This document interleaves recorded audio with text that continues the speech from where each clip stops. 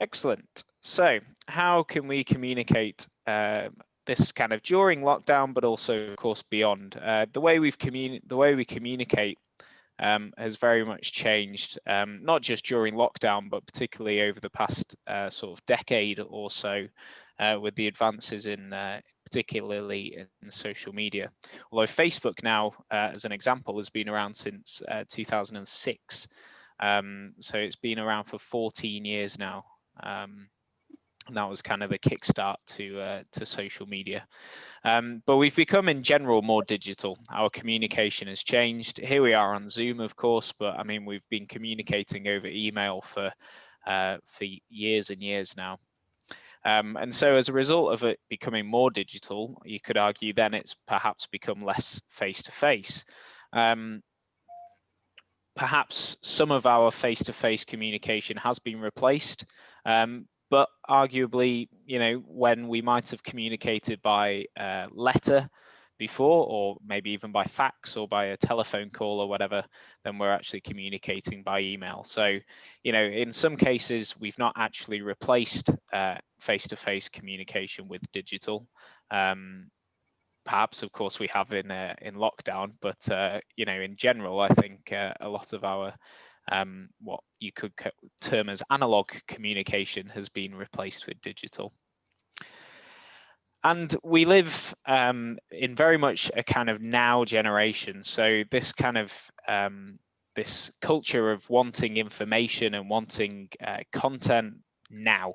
If I want to know something, we Google it, you know, or we ask someone straight away. And being able to communicate digitally means that we can do that. So we can drop people a text, we can drop people a message on Facebook or somewhere to find out information now, rather than having to wait until the next thing. So ensuring that our communication channels as a church are accessible and open to that, so that if somebody needs some information now, or they need some spiritual support now, then they can find those things through your church's communication channels. But who are we communicating to? And that kind of will, by helping identify who we're communicating to, we can help identify how we're going to communicate with those people.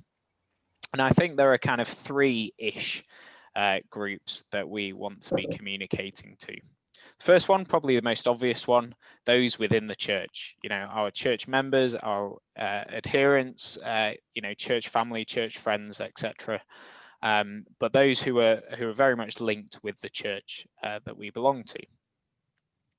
Then the second group is kind of other churchgoers, so people who go to other churches. They could be, in our case, other people from the United Reformed Church. They might be people from other churches within our synod, or you know, further afield, of course, people from other denominations, particularly if you're within a local ecumenical partnership. Then those are other people you're going to be communicating to, because people like to know what other people are getting up to, what other churches are getting up to, and that's a theme that's going to I'm going to keep pushing as well, is ensuring that you're not just trying to reinvent the wheel and you're not trying to do everything by yourself, because ultimately there are so many things out there that you can take inspiration from, take ideas from.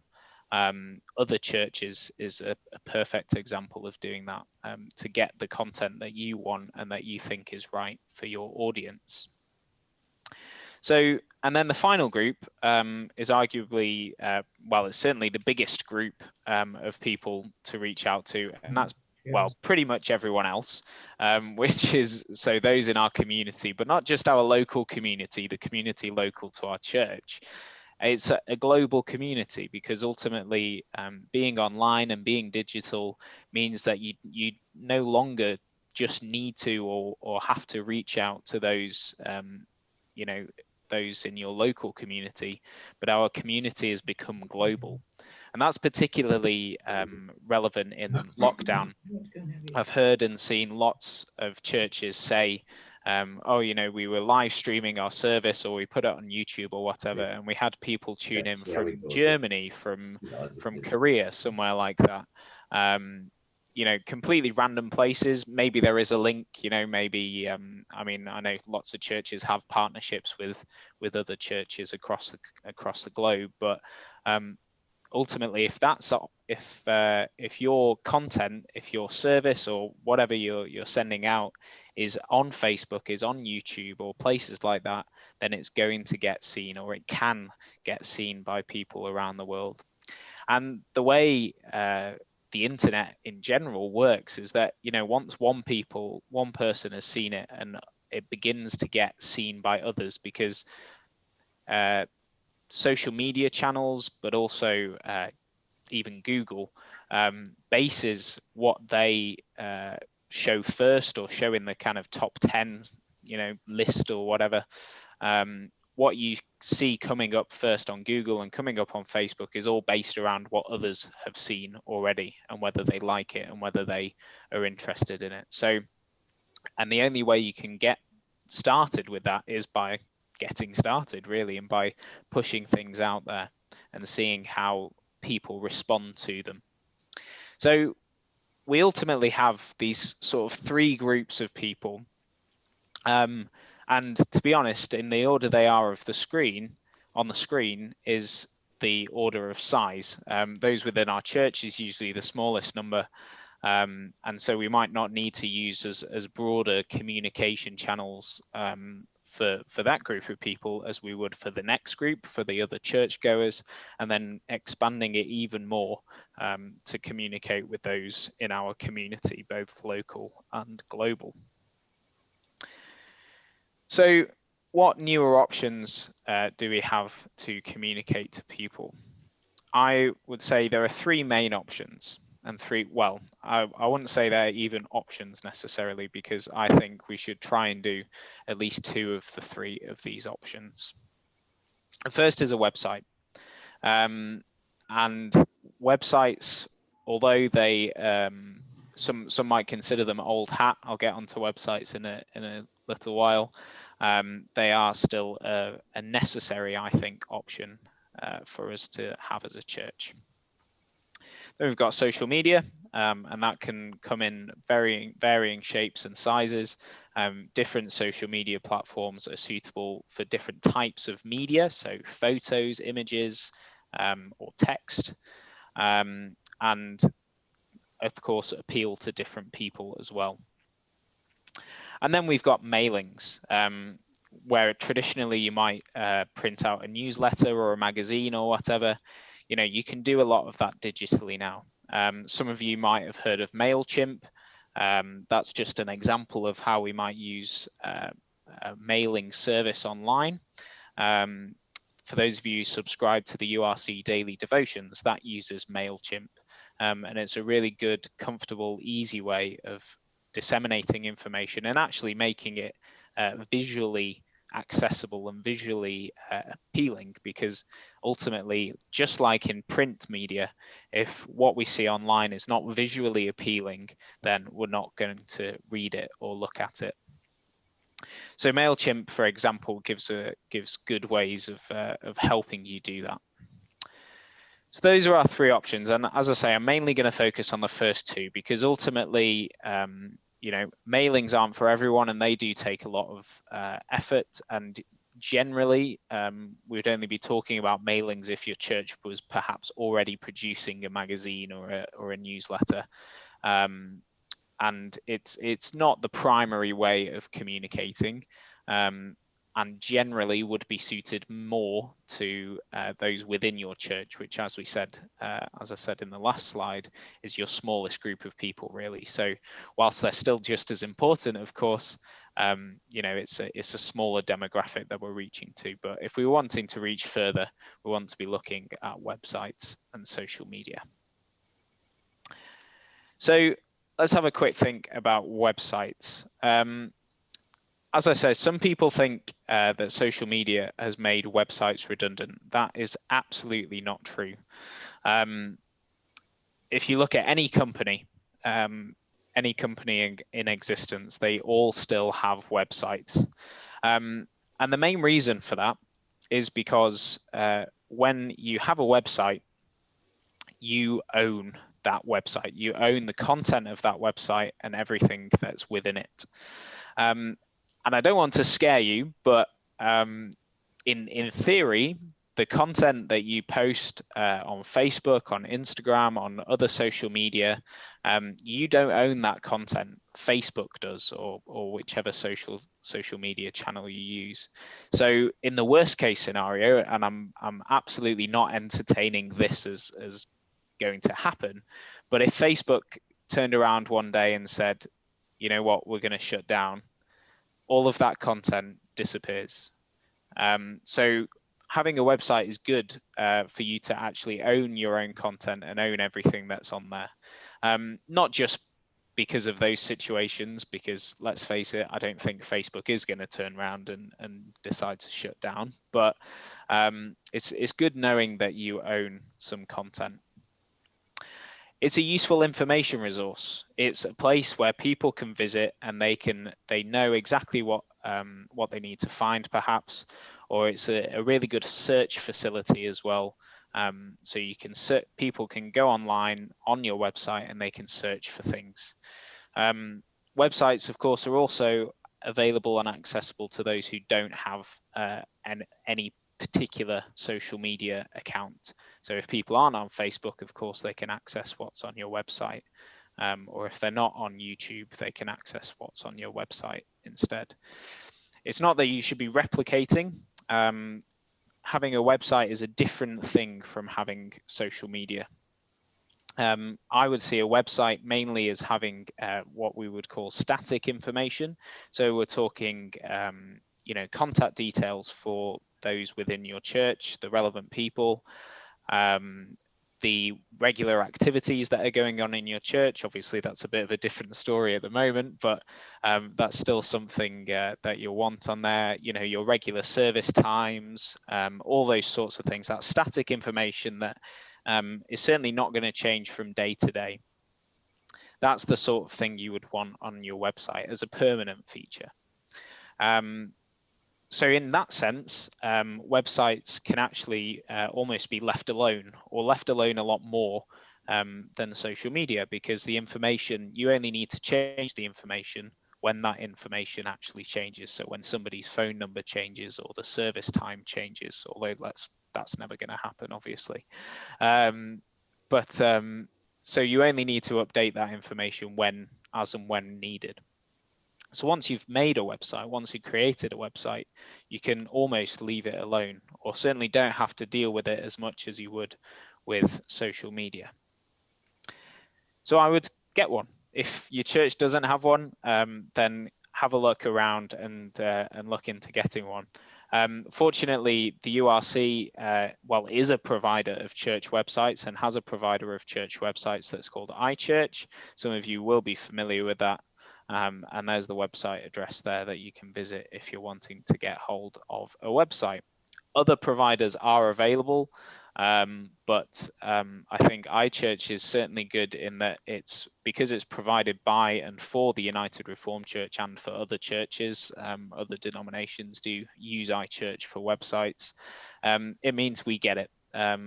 I say we, I just slipped out there that I do actually work for iChurch at the moment, but in the long run I won't be, but I can still commend iChurch as a good resource, because as I say, we get churches, we know what it is that churches are after, and that's not just a website. The training to update the website as well is really important, because ultimately people might not be familiar with using websites and how to edit them. So iChurch can help with things like that. As I say, do shop around though, and don't just go with the cheapest provider either, because there will often sometimes be caveats with that as well. So as I mentioned before, companies like Facebook, they own the content that's on their website. So whatever you post on Facebook, they own. Whereas with iChurch and most reasonable, good website providers, you own that content. But with slightly cheaper ones, it will mean that you might not own your content. So do just double check that But iChurch anyway, even if you're not necessarily interested in getting a website with iChurch, you can still contact the URC communications team, and they can help provide you with some information. Does the URC charge URC churches to use that like other providers do? Yes, they do. So the setup cost for an iChurch site is £150 plus VAT. And then there's a £9.99 plus VAT on monthly charge, okay. Which includes all the updates, security updates and theme updates. So when iChurch develops a new theme, so to make your websites look more visually appealing, then those updates are included, as well as the support from the iChurch team as well. So if ever there are any questions or problems, then you can always get in touch. Okay. I think they missed out on charging us actually, because we have an iChurch website and we didn't get a bill this year, and with COVID and everything else, we haven't got around to chasing it. But we're certainly not doing this £9.99 monthly. So you may pay that charge annually instead, which I think comes to about £143, I think. But yes, there have been a few issues over the past couple of months with staff illness. Yeah, someone will get round to sending you an invoice very soon, I'm sure. I don't want to be on a guilty conscience. So yeah, as I say, iChurch is an option, but it's not the only option. Ultimately, it's not necessarily the most sophisticated option either, but it's arguably a bit cheaper, and for some things that you kind of compromise on, maybe the look of the website. You know, it's not as bells and whistles-y as you know any other website, but you know, the support that's on offer is really good. So it's worth looking into for those of you who don't have websites. So that was a whistle-stop tour really of websites. As I say, we're mainly focusing on social media today, so I'm going to do that. And I've put in the title there, Instagram and Facebook. I'm kind of doing almost the hard work for you, in that I would recommend these as the primary two social media channels that you want to be focusing on.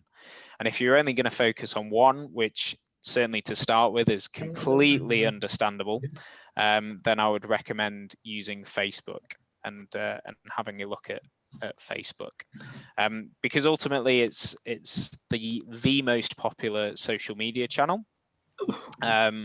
It is in the UK anyway. In other countries, obviously other providers will be more popular, but it's the most popular in the UK. And actually, Facebook's biggest market, ironically, is with over 25s. There's an assumption again that social media is just used by young people, but actually for Facebook, that's not the case. Actually, the biggest market of Facebook is over 25s, because when Facebook came out about 15 years ago, those people kind of over 25s, I suppose 30 plus really, with that primary aim. You know, when you're 14, 15, 16 and a new technological innovation comes along, you'll be the one to get it. So those 14, 15, 16-year-olds who got Facebook in its infancy between kind of 2006 and 2010, they're still with Facebook, so to speak, and the younger people, kind of under 25s or maybe more like under 18s, they actually use different forms of social media. Because as oldies are on Facebook, so they got it younger ones. Yes, well, that comes on to my next point, because I was wondering if anyone knew what the fastest growing generation is that's using Facebook with the biggest number of signups per month. Is it Snapchat? Sorry, the generation of people, which age group uses is signing up to Facebook at the quickest rate? Yeah, over 65s. That's the most number of signups comes from over in the UK comes from over 65s on Facebook. So to kind of bust the myth that social media is just for young people, or even for anyone up to 40s, that is simply not the case. So there's that myth busted. And we also assume, I think, and this I guess goes a little bit beyond just social media, but when we think about growing the church, and when we think about the future of the church, I think the church gets a little bit too het up in thinking that we only need to bring in young people, and that social media is only for young people as well. Because really we have to focus on reaching everybody, because the gospel of Jesus is for everyone, not just for young people. And I know it sounds quite ironic me saying that, given A, I'm a young person, and B, I am actually a children's and youth worker part-time as well.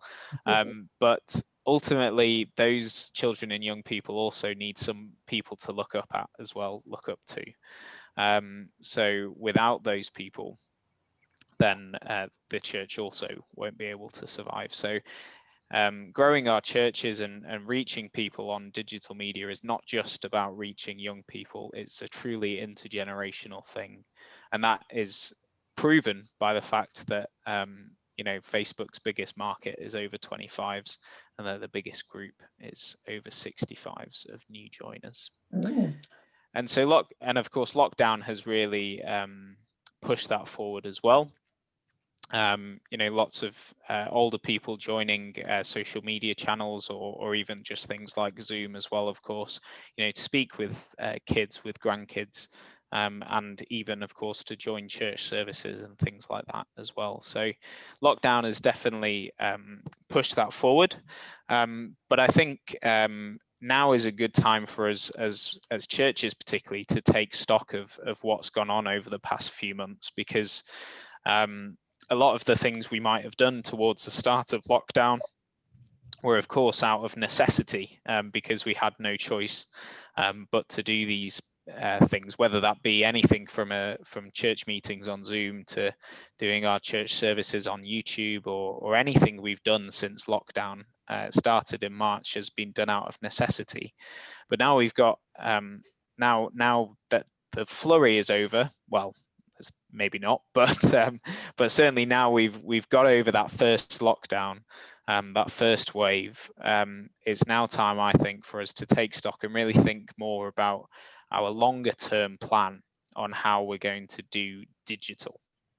And that applies not just to our communication, but also to how we do church, of course. But that's certainly for another day, really, rather than for today for us to think about. So but definitely in terms of communication, I think it's important for us not just to think about what we're doing in terms of communication, but most importantly, why we're doing it. So as I said, we're going to focus really, I think, on Facebook, because that's a good first channel for you to start looking at.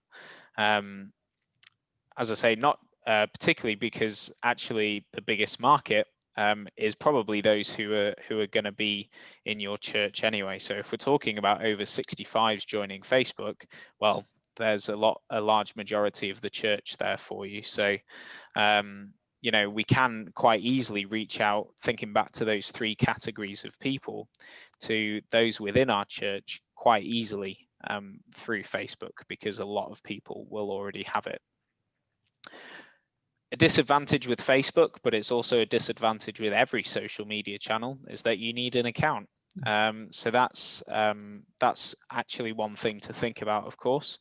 And if you're wanting to manage a Facebook account, a Facebook page, sorry, for your church, then you will need a Facebook account to do that. But one good thing about that is that there's no association between you and that page. So although you are managing that page, that Facebook page, nobody will actually know that it's you that's doing it, or the public won't anyway. Of course, within your church, hopefully people will know. as I said, I'm not going to go into the ins and outs of creating a Facebook page today, primarily because there's actually a booklet on the Synod website that is that talks through getting started with social media. I can send a link to that in the email that I'm going to send with the PowerPoint as well, and that just talks you through the basics of actually getting set up on a Facebook page. So, as I said, we want to be thinking about our audience. Who are we trying to reach, and who are we trying to reach with each individual thing we decide to post as well? Because ultimately, there is not one size fits all. Being able to tick everyone's boxes with one post is not going to happen. And so it's important that, first of all, actually we accept that that's the fact, that's the truth. Because otherwise we might feel a bit despondent when, you know, certain groups of people might not take up something we're talking about or we're posting about all at the same time. So ensuring that variety of content is good so that we can reach out to all these different people. But we really need to kind of focus, and we really need to plan that properly. So we can do that by tailoring our content. So the things that we post out to people, maybe day by day, but you know, certainly week by week, if we're thinking about being active and regular on Facebook, it's important that we plan and we tailor our content and think, well, what's going on this week? Who is it going to appeal to? So then how are we going to appeal to those people? So we need to plan. Planning is really important. And it's a strange concept to get our heads around when thinking about social media. Because when we're thinking about social media from an audience perspective, we think of it being a rapidly changing, right up to the minute sort of thing. Which is true. You know, often people, you know, when news happens, when things happen around the world, then social media is often the first place you might hear about it. But actually, as a church and as any organization, we know what's going on already, or some of what's going on already. So you should try and make a plan for the next couple of months. You know that, say, Christmas is going to be happening in December. You know that Advent is going to be happening. So there are things that you now can already start to think about what you might want to send out at Christmas or Advent. Obviously, as I say, social media is very responsive and adaptive. And so there will be some things that you can't plan for and don't plan for. So if there are, you know, some good news stories that are coming out of your church, then of course you want to kind of share them straight away, really. But there are those kind of key anchor points, you know, even your regular Sunday service, that is something that you can use as content, because it means that you can plan that well ahead of time. So as I said, even if everyone else doesn't know what's going to be happening in a month's time, at least you know some of what's going to happen in a month's time. Arguably right now there's less of that predictability, but you know, there will be some key anchor points. As I say, Christmas, you know, being in October now, Christmas and Advent is a prime example of that. So, and particularly Facebook has a system that's called scheduling, and that means that you can plan but also execute your social media ahead of time. So you can create a post, you know, with some text about something that's going to happen, or you just want to tell people about this event or just this good news story. You can write that out you can upload a picture or a video to go with that, or even to replace that, really, because actually videos and images always perform best on social media, much better than just pieces of text. So if you can try to use videos and images as often as you can, then that will also help the amount of people that you reach. But you can schedule all of this to happen. So as I say, we know the first Sunday in Advent is the 29th of November. So we can plan what we're going to post out in that week on Facebook, and we can schedule that now, and then it's done. So actually, we don't have to be monitoring our and posting on social media every day physically, but we can schedule for that to happen, or every other day, or however many times a week you decide to post. And that's the other thing that's really important, is planning when you're going to post. Because although, as I say, social media will be responsive, and it is important that you are responsive to things, and anytime you decide or think that something is worth posting, then yeah, absolutely post it. But with our kind of, as I say, sort of anchor points. So if we're deciding to post out about Christmas and Advent, it's important we think about that properly, and plan to post out maybe twice a week, and say we're going to have this post on say Monday is going to be about what we discussed the day before at our Sunday service, or we're going to post a good news story on Thursday, and maybe interspersed in the week we're going to share something from Christian Aid, from the Synod office, and from the United Reformed Church, for an example. Because ultimately that's a massive thing, is that being able to use other people's work, because especially at the moment, when perhaps in our own churches we might feel like there's not much going on, somewhere there will be something going on, and particularly in your local communities, start following and having a look at other local communities pages, because you may end up reaping the rewards from that. Because if you help promote what they're doing, then in turn they may well help promote what you're doing. And as I say, you can plan these sorts of things ahead, and you can ensure that you will still have a regular flow of information that, ultimately, even if you're really dry on events for one particular month, you can know, and you can bet your bottom dollar that you're still going to have at least 2 pieces per week, because you're always going to have a Sunday service, hopefully, and you're always going to have some sort of good news story from somewhere. And that doesn't have to be from your particular church, but it could just be from the local community. And that there's always going to be something released from the Synod office, or from the URC. So you've already got this big bank of information and content that you can just disseminate to people who are interested in your church. So planning is really, really important, and it will pay dividends in terms of how much time you spend. Because if you plan ahead and you get together with a group of people to plan what you're going to talk about on social media over the next month, next 2 months, or whatever, then it actually takes a huge amount of workload off you when that time actually comes. So planning is really, really important.